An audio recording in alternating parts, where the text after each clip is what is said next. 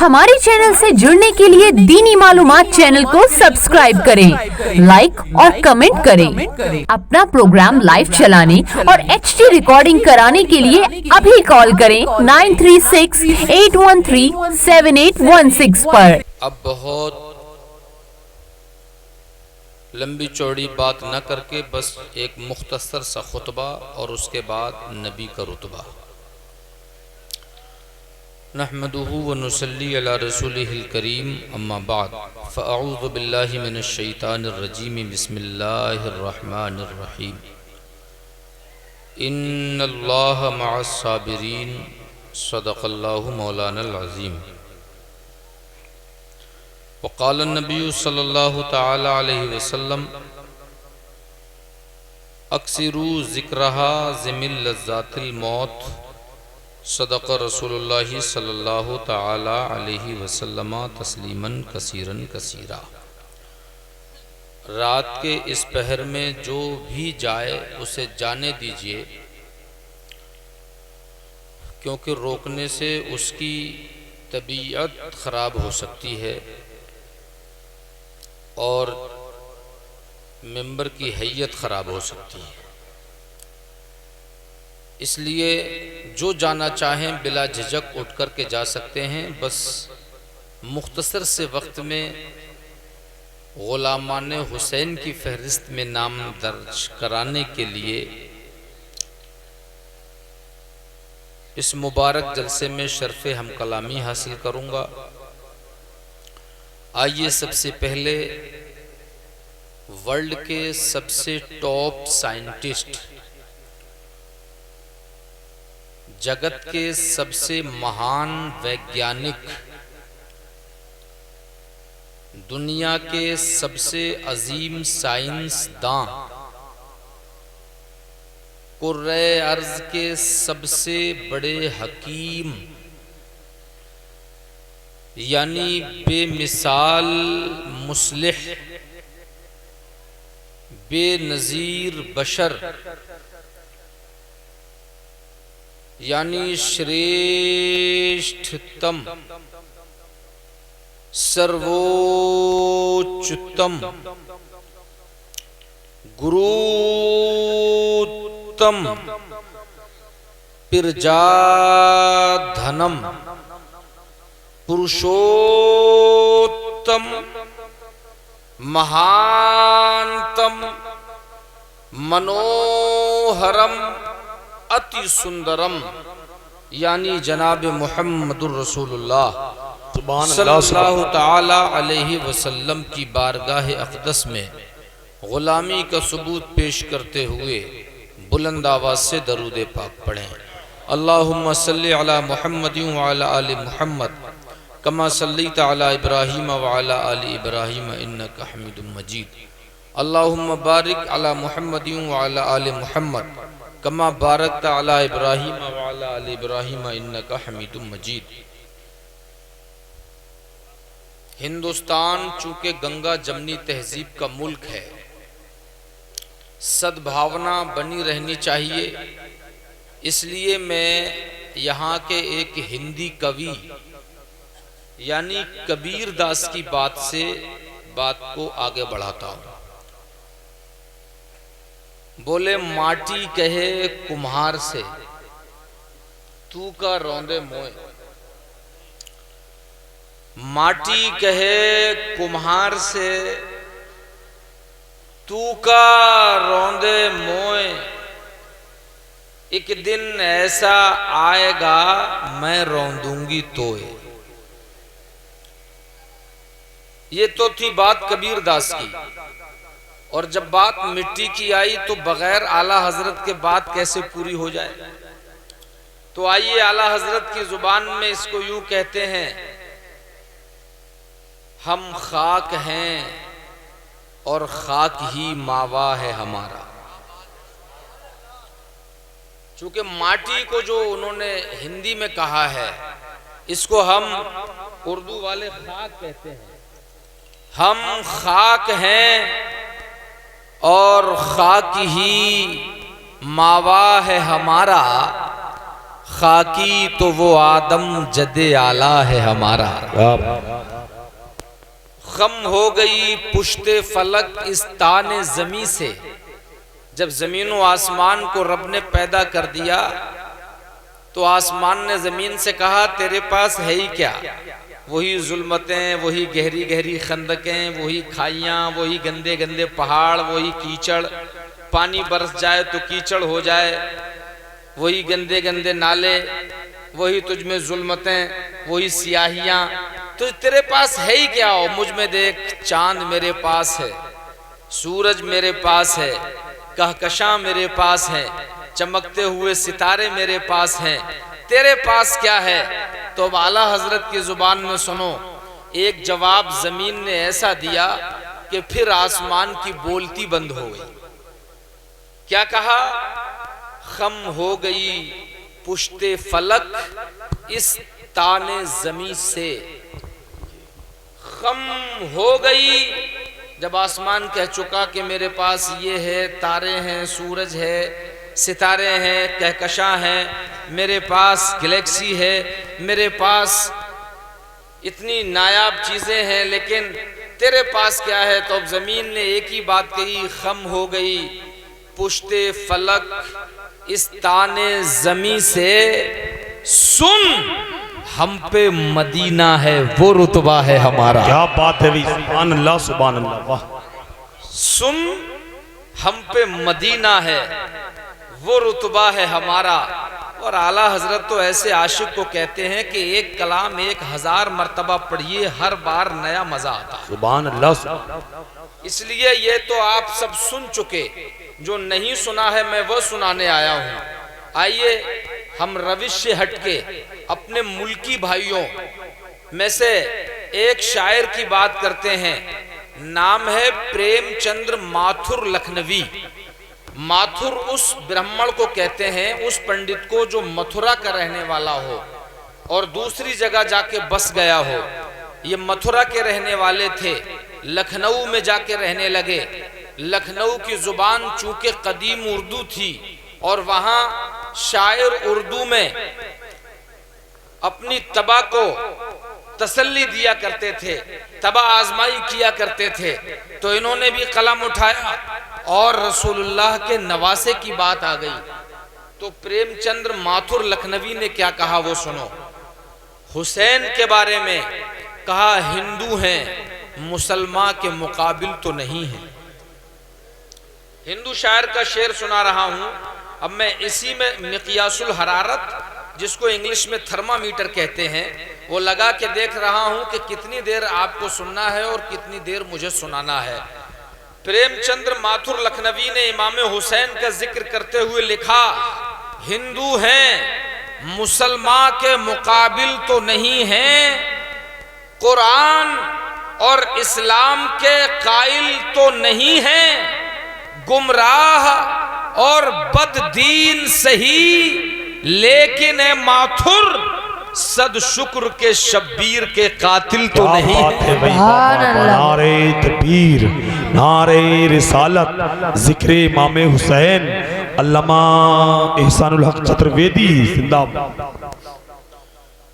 अब आइए एक कदम और इसी मैदान में आगे बढ़ाऊं तो नाम नोट करिए शायर का, बालाराम भोपाली। ये शायर का नाम है। एक हदीस है, अल हुसैन मिन्नी व अना मिनल हुसैन। तर्जुमा होता है, हुसैन मुझसे हैं और मैं हुसैन से हूँ। ये मदीने के ताजदार की बोली है। हुसैन मुझसे हैं और मैं हुसैन से हूँ। इसी पे तबसरा करते हुए बालाराम भोपाली ने कलम उठाया और मेहंदी के पत्ते को अपना इस्तिआरा बनाया। शेर को समझने से पहले मेहंदी को समझना होगा। थोड़ा सा एक्सप्लेन करूं तो मैं आपसे पूछूंगा कि ये जो मेहंदी होती है, जो पेड़ मेहंदी वाला होता है, वो मेहंदी ना समझ लेना जो 7 मुहर्रम को 2-4 बांस की खपच्चियों को बनाकर और 4-5 चिल्ले लगा करके बनाते हैं, बल्कि ये जो मेहंदी का पेड़ है, इस पेड़ से जब तक पत्ता जुड़ा रहता है, रंग उसका कैसा होता है? जोर से बोलो, सब बोलो, कैसा होता है? और जब इसको हाथ में लगाने के लिए औरतें पीस लेती हैं, इसको तोड़ लेती हैं, जब इसका कलर हथेली पे निकलता है तो कैसा निकलता है? जरा जोर से बोलो और ऊंची बोलो। मुन्ने भाई अभी आप नहीं बोल रहे हैं। कैसा निकलता है? तो साबित हुआ कि ऊपर से कैसा, ऊपर से कैसा और अंदर से कैसा? लाल। ऊपर से कैसा? जोर से, ऊपर से कैसा और अंदर से कैसा? अब शेर सुनो, अब समझ में आएगा। कहा वो इनसे, बालाराम भोपाली का शेर, वो इनसे और साकिये कौसर से हैं हुसैन।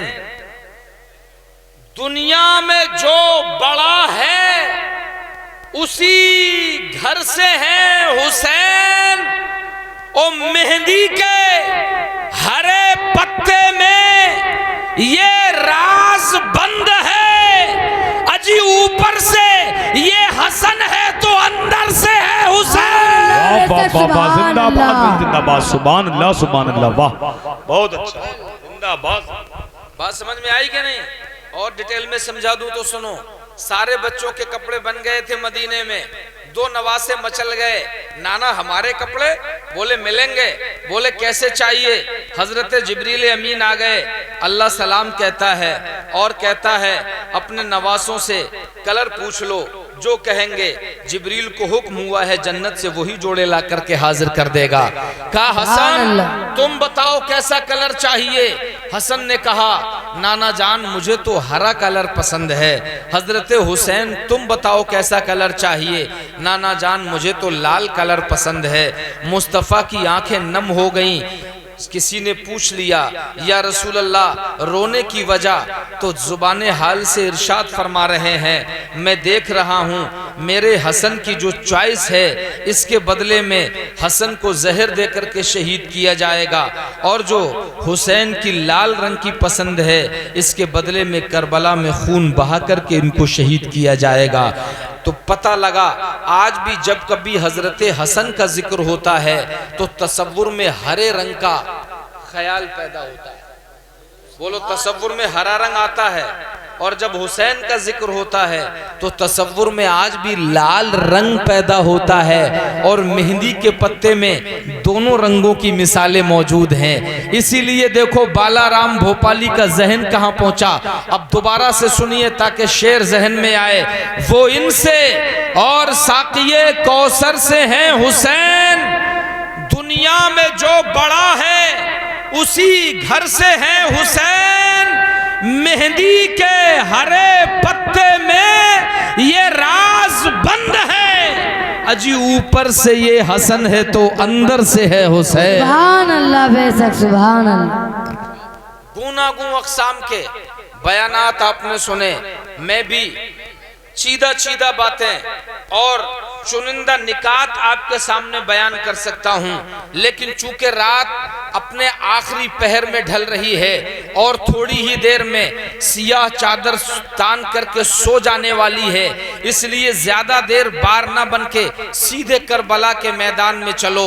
इस दुनिया के अंदर आसमान के नीचे इसी जमीन के सीने पे एक खानदान ऐसा भी था कि जिसके यहाँ से वो खुद तो पेट पे पत्थर बांधे हैं लेकिन कभी किसी भूखे को दयार से खाली भूखा वापस नहीं जाने दिया है। खुद तो घरों में चूल्हा नहीं जला लेकिन कभी किसी गरीब के चूल्हे पर फाके हुए हो ऐसा नहीं होने दिया। जिन्होंने लोगों को अमान दी हो, जिन्होंने लोगों को ईमान दिया हो, जिन्होंने लोगों को चेहरे पे मुस्कान दी हो, पूरी दुनिया में सबसे बेमिसल घराना है, सबसे बेहतरीन घराना है, सबसे मुमताज घराना है। 7 मुहर्रम को करबला की तपते हुए रेगजार पर उतरने पर मजबूर कर दिया गया। 7वीं मुहर्रम से पानी बंद कर दिया गया। काफिले में छोटे छोटे बच्चे भी हैं, जवान औलादे भी हैं, बूढ़ी माएँ भी हैं। खुद हजरत इमाम हुसैन जो सालारे काफिला हैं, 56 साल और 5 महीने की उम्र को पहुंच रहे हैं। ऐसे आलम में, इस उम्र में तमाम औरतों के साथ, तमाम हरम पाक की बीबियों के साथ करबला के रेगजार में खेमे लग गए हैं और 7वीं मुहर्रम से पानी बंद कर दिया गया। 8वीं मुहर्रम प्यास के आलम में गुजरा, 9वीं मुहर्रम प्यास के आलम में गुजरा। 10वीं मुहर्रम का जब सूरज तुलू हुआ तो दुनिया ने एक कयामत खेज मंजर देखा। छोटे छोटे बच्चे जो प्यास से तड़प रहे थे, उन पे पानी की पाबंदी लगा दी गई थी। ऐलान हो रहे थे कि सब कोई पानी पी सकते हैं, यहाँ तक कि जानवर भी पानी पी सकते हैं, खिंजीर भी पानी पी सकता है। इब्ने जियाद की तरफ से ऑर्डर है, लेकिन हुसैन के घर वालों को पानी नहीं मिलना चाहिए। मेरे भाइयों, दोहरिया जागीर के लोगों, अगर कुछ सुनना ही चाहते हो तो दिल थाम लो और जिगर को पकड़ लो। हो सकता है कि तुम्हारी आंखें तुम्हारा साथ ना दे पाएं। ये ऐसे खानदान पे पानी बंद हुआ है जिनके सदक़े में अल्लाह ने चाहे जमजम को जमीन से निकाला है। ऐसे खानदान पे पानी बंद हुआ है जिनके सदक़े में आज भी आसमानों से बाराने रहमत का नुज़ूल होता है। उस खानदान पे पानी बंद किया गया है करबला में, जिनके सदक़े आज भी जमीन से मीठे चश्मे जारी हुआ करते हैं। उस खानदान पे पानी बंद किया गया है करबला में, जिन खानदान वालों ने अपने प्यासे सहाबा को पानी पिलाने के लिए उंगलियों से चश्मे निकाल करके पानी पिलाया है। उस खानदान पे पानी बंद किया गया है करबला में, जिस खानदान की बुनियाद ने एक प्याला दूध से 70 सहाबाए किराम के पेट को भरा है। उस खानदान पे पानी बंद कर दिया गया। बोले परिंदे पी जाए नो प्रॉब्लम, चरिंदे पी जाए नो प्रॉब्लम, दरिंदे पी जाए नो प्रॉब्लम, कुत्ता पी जाए कोई परेशानी नहीं, खिंजीर पी जाए कोई परेशानी नहीं, मगर रहमत आलम के नवासे को पानी न दिया जाए, हुसैन के भाइयों को पानी न दिया जाए, हुसैन के बेटों को पानी न दिया जाए। मगर अल्लाह को जब कुछ खास मंजूर होता है तो उसके लिए खास सिम्टम्स बनाए जाते हैं, खास कायदे बनाए जाते हैं, खास मौके मैदान में लाए जाते हैं। करबला के मैदान में एक एक बच्चा प्यास से तड़प रहा है। हजरत इमाम हुसैन के साथ 72 जानिसार आए थे। एक एक करके मैदान में निकलते हैं और यजीदियों को ललकारते हुए सबके सब जामे शहादत नोश करते जाते हैं। हजरत अकील की औलादों ने जामे शहादत नोश किया। हजरत अली की औलादों में से हजरत मोहम्मद ने, हजरत अली ने जामे शहादत नोश किया। हजरत मोहम्मद बिन अली ने जामे शहादत नोश किया। अब हाशमी नौजवानों की बारी आ गई। माएँ अपनी नजरों के सामने अपने बेटों को कुर्बान होते हुए देख रही हैं। भाई अपनी नजरों के सामने अपने भाइयों के जिस्म के टुकड़े होते हुए देख रहे हैं। बाप अपनी नजरों के सामने अपने गोद के पाले हुए नौजवान बच्चों के लाशों को कीमा कीमा होते हुए देख रहे हैं। मगर सबकी जुबान पे एक ही नारा है, इन्नल्लाह माअस साबिरीन, अल्लाह सब्र करने वालों के साथ है। आखिर में हजरत इमाम हुसैन के सामने एक जवां साला नौजवान जिसकी उम्र अभी 19 साल की है, मैदान में निकल करके आया। हाशमी नौजवान है, नाम है हजरत मोहम्मद कासिम बिन हसन मुजतबा रदियल्लाहु ताला अन्हुमा। चाचा जान, जंग में जाने की इजाजत चाहिए। हजरत हुसैन कहते हैं, ऐ मेरे भतीजे, तू मेरे भाई की इकलौती निशानी है मेरे पास। सुबह से औनो मोहम्मद को इन्होंने कत्ल कर दिया, सुबह से मेरे जानिसार साथियों को कत्ल कर दिया। अब ऐ मेरे भतीजे, क्या मैं तुझे अपनी नजरों के सामने कत्ल होने की इजाजत दे दूं? लेकिन रब को कुछ और ही मंजूर था। बिल फिल आखिर बातिल नाखास्ता हजरत हुसैन को मैदान जंग में जाने की इजाजत देनी पड़ी। हजरत इमाम कासिम जिनका रिश्ता हजरत हुसैन की बेटी से तय हो चुका है, करबला के मैदान में हजरत हुसैन के वो भतीजे मौजूद होकर के आपकी नजरों के सामने दुश्मनों के नरगे में शहीद होने के लिए जा रहे हैं। लाओ तो जरा डोहरिया वालों ऐसा जिगर और ऐसे दिल वाला आदमी निकाल करके कि जिसका अपना भतीजा सगा हो और सगा दामाद होने वाला हो, उसको अपनी नजरों के सामने तलवारों से जख्मी होने के लिए भेज दे, तलवारों से कटने के लिए भेज दे। ये जिगर भी अगर किसी ने दिखाया है तो इमाम हुसैन ने दिखाया है। करबला के मैदान में हजरत इमाम कासिम अपनी तलवार को संभाल करके यजीदियों के मुकाबले में पहुंचे और कहा कि है कोई मर्द जिसको उसकी मां ने मर्द समझ करके जना हो तो आए और हाशमी शेर के मुकाबले में निकले।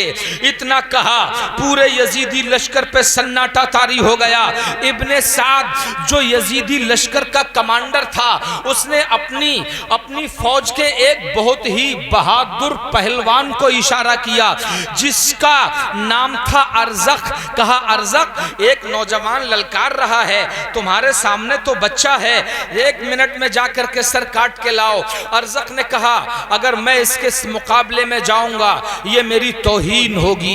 ये मेरे 4 बेटे हैं इसी फौज में, एक को भेज देता हूं, अभी इसका सर काट के ले आएगा।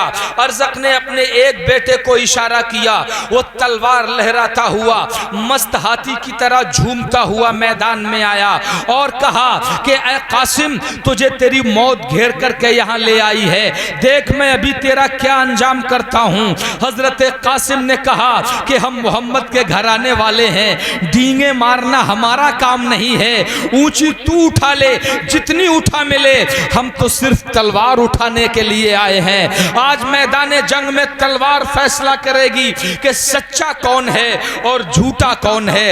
हजरत कासिम के मुकाबले में अर्जक का बेटा आ गया। हजरत कासिम पर आकर के उसने अपने नेज़े से वार किया, अपने भाले से वार किया। इमाम कासिम ने तलवार से उसके भाले को काट दिया और जो हवा में लहरा करके तलवार को उसके सर पे मारा है। तारीख करबला कहती है कि अपने सर पे वो लोहे का खोल पहने हुए था, तलवार खोल पे आई, खोल को काट दिया, तलवार भेजे पे आई, मग़ज़ को चीरती हुई हलक पे पहुंची, हलक को चीरती हुई सीने पे पहुंची, सीने से आगे निकली तो पेट तक जा पहुंची और पेट से आगे निकल करके कमर के बीचों बीच होती हुई घोड़े की जीन तक जा पहुंची। 2 टुकड़े हो गया, आधा इधर गिरा आधा उधर गिरा। दूसरे भाई ने अपने भाई के अंजाम को देखा तो दांत पीसता हुआ करबल के मैदान में आ गया। ऐ कासिम तूने मेरे भाई को मार दिया, अब मैं तुझसे उसका बदला लेने आया हूं। हजरत कासिम ने कहा ए बदबख्त जल्दी कर, अगर तुझे ज्यादा जल्दी है तो मैं तुझे भी तेरे भाई के पास पहुंचा देता हूं। यह कहकर के अली के कछार के शेर ने हमला किया। तारीख बोलती है तलवार का एक ही वार किया था कि 2 टुकड़े होकर के जमीन पे गिर गया। तीसरा भाई भी आग बगूला होकर मैदान में आया। हजरत कासिम की तलवार ने उसे भी 2 हिस्सों में काट दिया। चौथा भाई भी मैदान में आया, उसे भी हजरत कासिम की तलवार ने काट के रख दिया। अब वो अर्जक पहलवान जो 4 फौजियों का बाप था, गुस्से में बगैर ही भेजे दांत पीसता हुआ मैदान में आ गया। ऐ कासिम तूने मेरे 4 बेटों को मार दिया है, तू जानता नहीं है मिस्र और रूम में मेरी बहादुरी के चर्चे होते हैं, मेरे नाम के डंके बजते हैं, कोई पहलवान मेरा नाम सुनकर के दंगल में ठहरता नहीं है। आज देखेगा कि तू मौत क्या होती है, मेरी तलवार तुझे मौत का जायका चखाएगी। अल्लाह अल्लाह अल हर्ब खुदातुन के तहत हजरत इमाम कासिम ने कहा ऐ अर्जक तेरा नाम तो मैंने भी सुना है, लेकिन मुझे अफसोस हो रहा है कि तुझ जैसा नामी गिरामी लड़ाका, तुझ जैसा नामी गिरामी फौज का कमांडो, तुझ जैसा नामी गिरामी शहसवार, और तुझे घोड़े की जीन बांधने का भी तरीका मालूम नहीं है। उसने जब ये सुना तो दिल में शर्मिंदा हुआ, बोले हाँ यार मेरी शायाने शान बात तो नहीं है।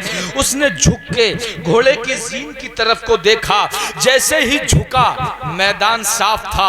हजरत इमाम कासिम की तलवार हवा में लहराई, तलवार हवाओं को चीरती, फजाओं को चीरती, अरज़क की झुकी हुई गर्दन पर आकर के लगी। एक ही वार में सर तन से जुदा हो गया, धड़ इधर गिरा और सर उधर गिरा। गिरा फौलाद का टुकड़ा, जमीन पर सर निगूं होकर तकब्बुर बह गया, जख्मों के रस्ते मौजे खून होकर। इतना इसको मारा, पांचों बाप बेटों को वासिले जहन्नम कर दिया। इब्ने साद जो कमांडर था यजीदी फौज का, चिल्लाया कि अरे नादानो, तुम जानते नहीं हो मुकाबला किससे है। इसकी रगों में हसन का खून दौड़ रहा है, इसकी रगों में अली का खून दौड़ रहा है, इसकी रगों में फातिमा का दूध खून की शक्ल में दौड़ रहा है। एक एक करके सब अगर मुकाबले में जाओगे तो सब मारे जाओगे। एक ही बार में हमला कर दो। 500 कमानों पे तीर चढ़ गए और सबका निशाना हजरत कासिम के जिस्म की तरफ था। तमाम तीर कमानों से निकले, हजरत कासिम के जिस्म नाजनी में पेवस्त हो गए, जिस्म छलनी हो गया।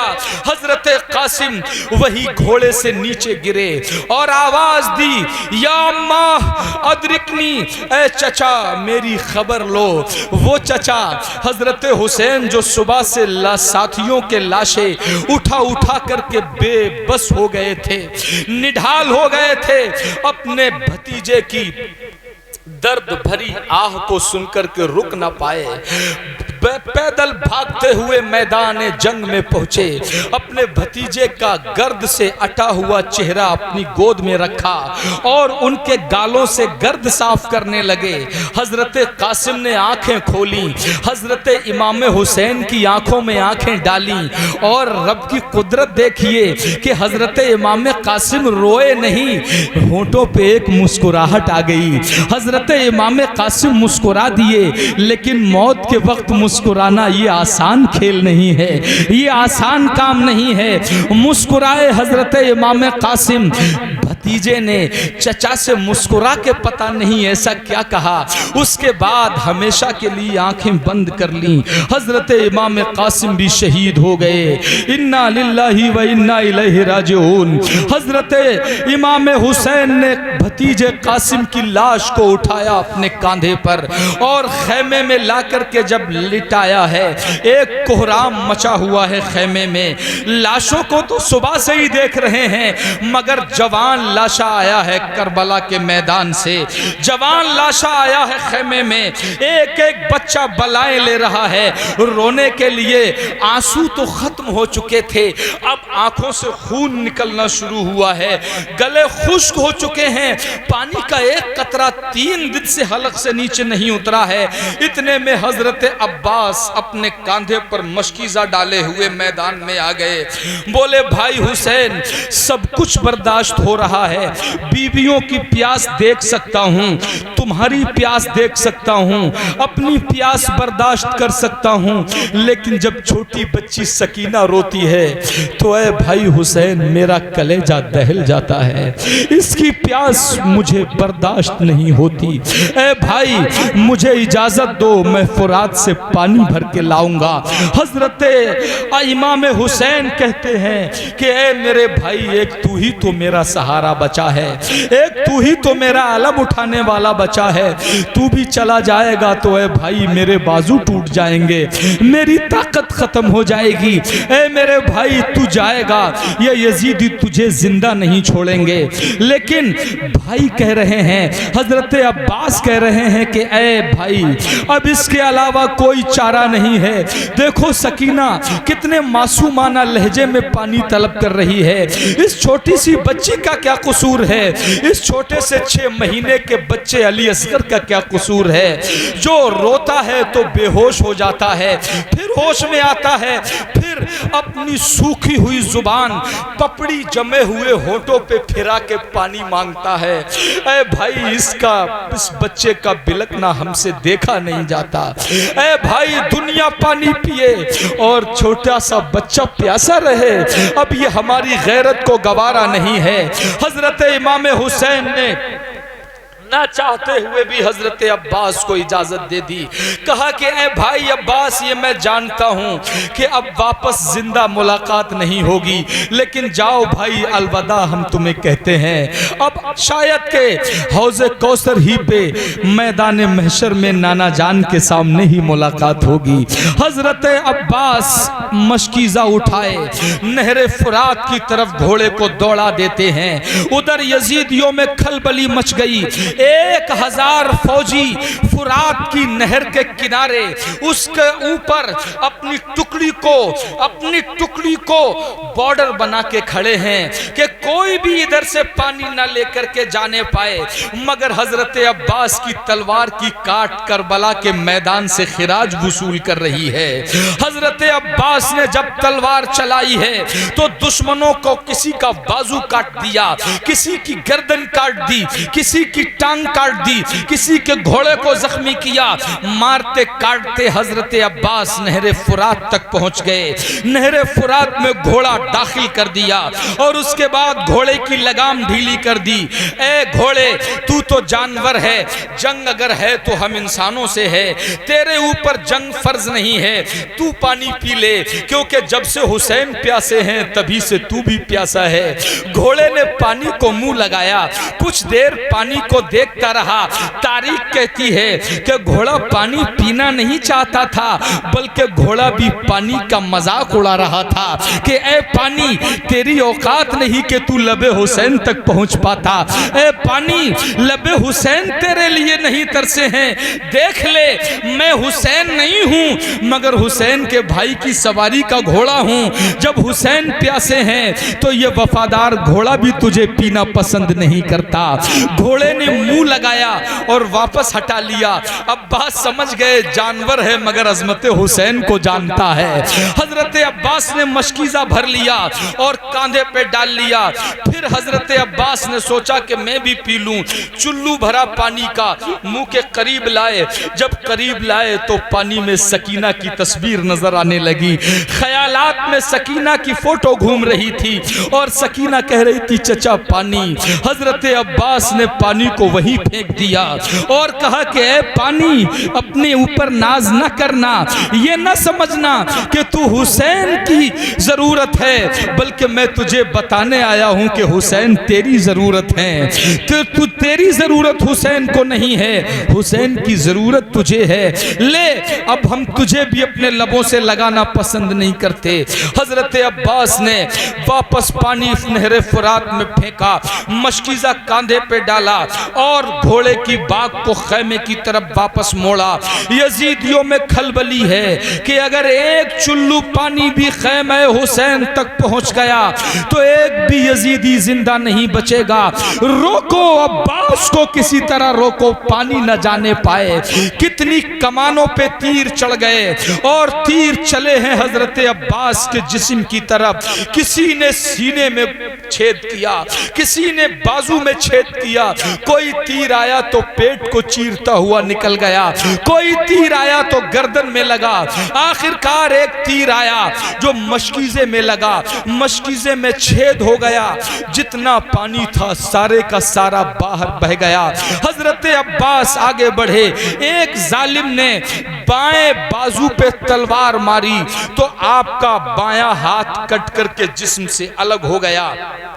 मशकीज़ा दाहिने हाथ से पकड़ लिया, मगर एक बदबख्त ने फिर तलवार से दाहिने हाथ को भी काट दिया।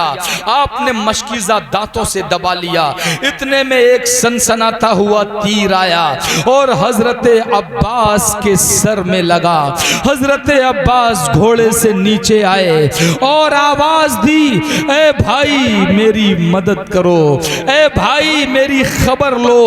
हजरत हुसैन तक आवाज आवाज पहुंची, कलेजा लरस के रह गया, दिल दहल के रह गया। है भाई मैं तो पहले ही मना कर रहा था मत जा, तू ही तो मेरा आखिरी सहारा था इस करबला के मैदान में। ऐ भाई अब तूने भी जामे शहादत नोश कर लिया। हजरत हुसैन भागे भागे पहुंचे हजरत अब्बास के करीब, हजरत अब्बास के चेहरे को अपनी गोद में रख करके खून साफ करने लगे।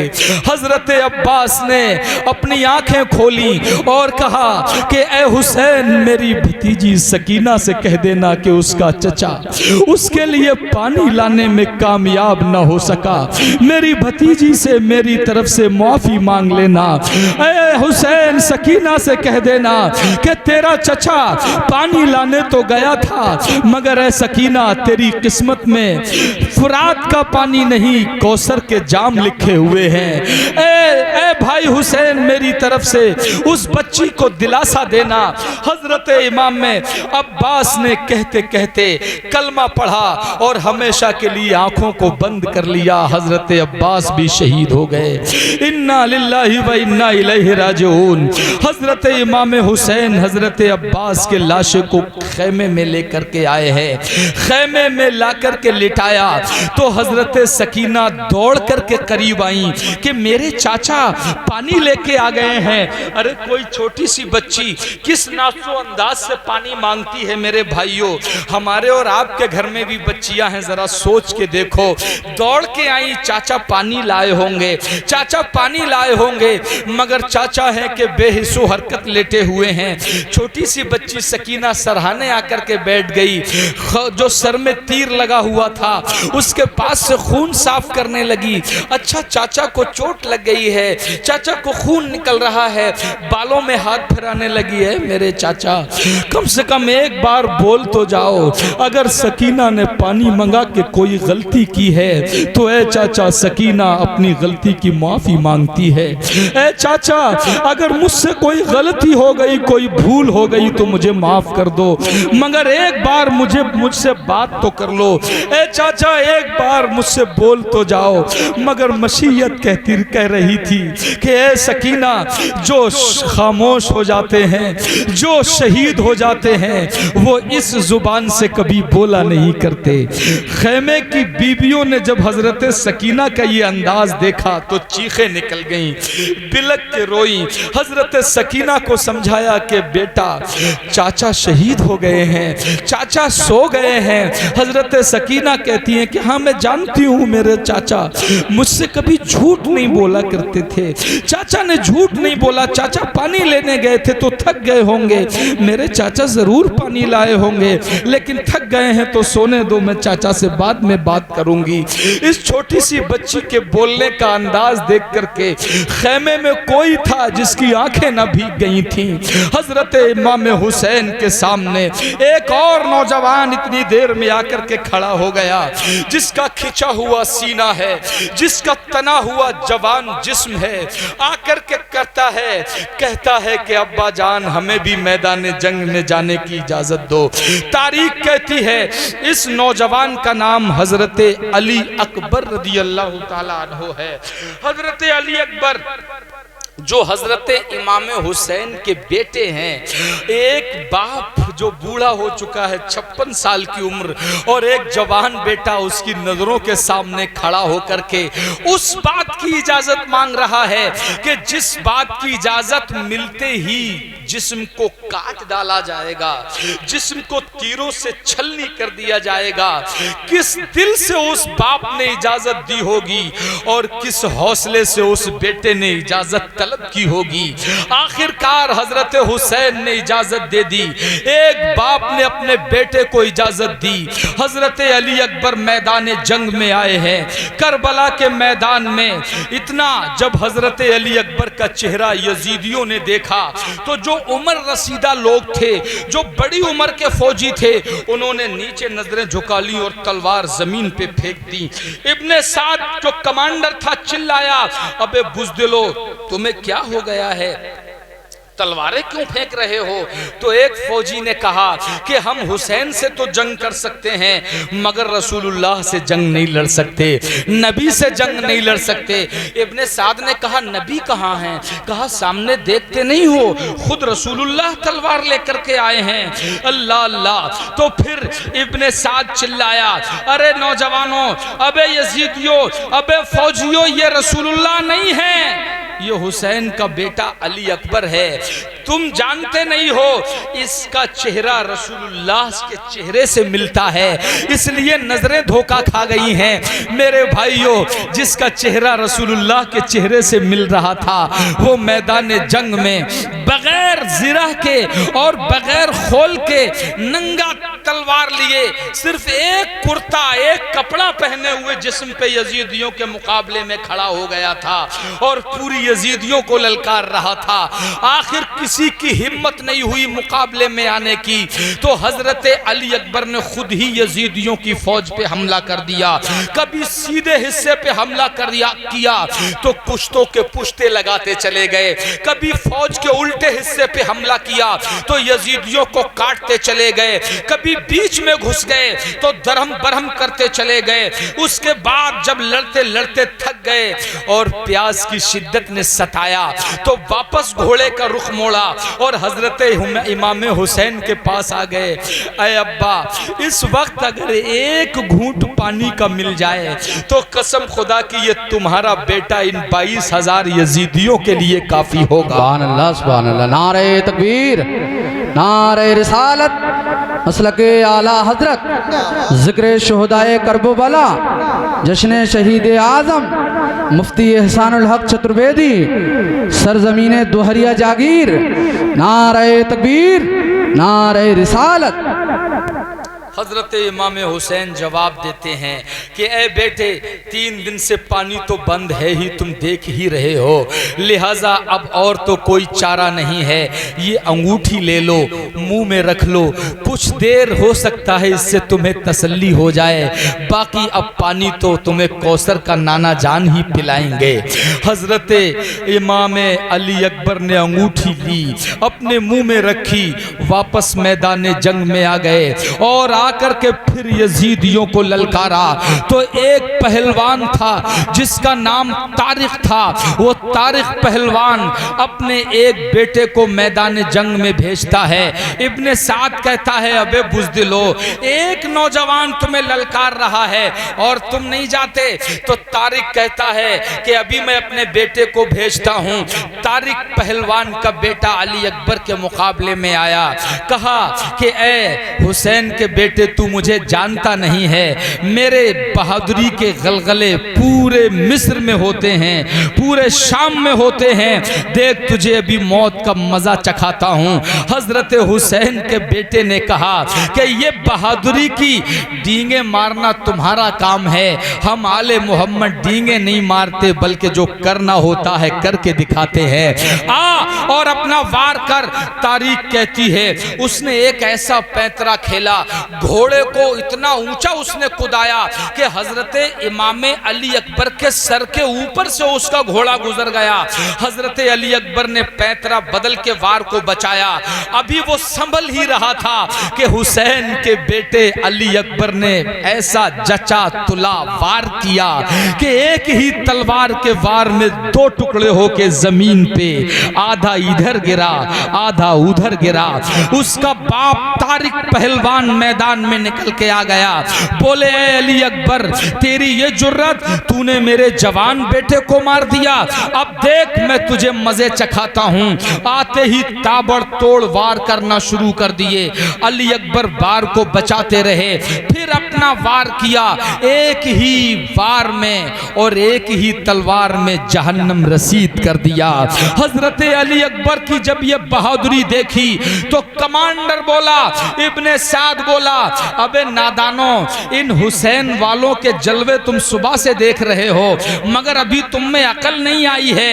अरे एक एक करके मार जाओगे तो सभी मारे जाओगे, इकट्ठे इस पे हमला करो। कमानों पे तीर चढ़ गए, खींची है चिल्ले और तलवारों ने, नेजों ने और जनाबे वाला तीरों ने रुख किया है जिसमें इमाम अली अकबर का कितने तीर थे, सैकड़ों, जो एक ही वक्त में हजरत अली अकबर के जिस्म में आकर के पेवस्त हो गए। हजरत अली अकबर घोड़े से नीचे तशरीफ लाए और बड़े जोर से चीख करके आवाज दी, ऐ अब्बा मेरी मदद कीजिए, मेरी खबर लीजिए। हजरत इमाम हुसैन उसी तरह से दौड़े चले जा रहे हैं मैदान की तरफ और जब मैदान में पहुंचे उस वक्त तक हजरत अली अकबर के जिस्म में अनगिनत छेद कर चुके थे यजीदी तीर, मगर जाकर के बूढ़े बाप ने जवान बेटे के गर्दन को उठाया और अपने जानू पे रखा। सर अब आपके सर से गर्दो गुबार को साफ करने लगे। एक तीर था जो हजरत अली अकबर के सीने में गड़ा हुआ था। हजरत हुसैन ने कोशिश की कि इसे निकाल ले। तारीख यहाँ पर खून बहाती है, खून के आंसू रोती है। करबला की तारीख लरस जाती है। एक बूढ़ा बाप जब अपने जवान बेटे के सीने से तीर खींच रहा था, वो तीर क्या खींचा कि तीर के साथ में दिल का एक टुकड़ा निकल करके बाहर आ गया। मेरे भाइयों जरा सोचो एक बाप के दिल पे क्या बीती होगी। जवान अली अकबर का तना हुआ सीना, एक बाप ने जब उसमें से तीर खींचा तो दिल का एक टुकड़ा, हजरत अली अकबर के दिल का टुकड़ा तीर के साथ बाहर आ गया। किस नजर से बाप ने देखा होगा और कैसे बेटे ने कुर्बानी दी होगी। एक प्यासे अली अकबर ने आह भरी और रूह खफस उनसरी से परवाज कर गई और हजरत अली अकबर शहीद हो गए।